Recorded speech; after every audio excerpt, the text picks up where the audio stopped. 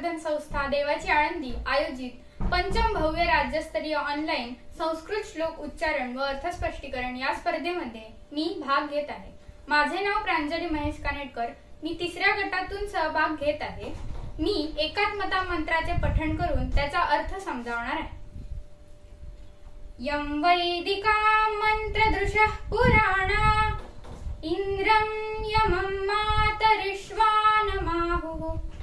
वेदान्तिनो निर्वचनीयमेकं यं ब्रह्मशब्देन विनिर्दिशन्ति शैवायमीशं शिव इत्यवोचन् यं वैष्णवां विष्णुरिति स्तुवन्ति बुद्धस्तथारन्निति बौद्धजैनाः सच्छ्री अकालेति च सिक्खसन्तः शास्तेति केचित् प्रकृतिः कुमारः स्वामीति मातेति पितेति भक्त्या यं प्रार्थयन्ते जगदीशितारं स एक एव प्रभुरद्वितीयः।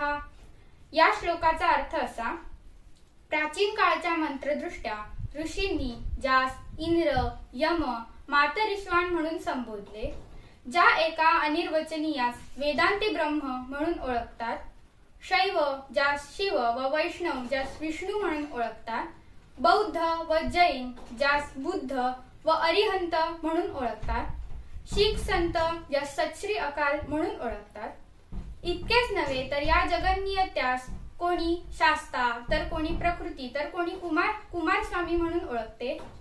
इतकेच नव्हे तर स्वामी माता पिता अशी संबोधने लावून ज्याची मनोभावे पूजा केली जाते, असा परमात्मा एकच आहे व अद्वितीय आहे। धन्यवाद।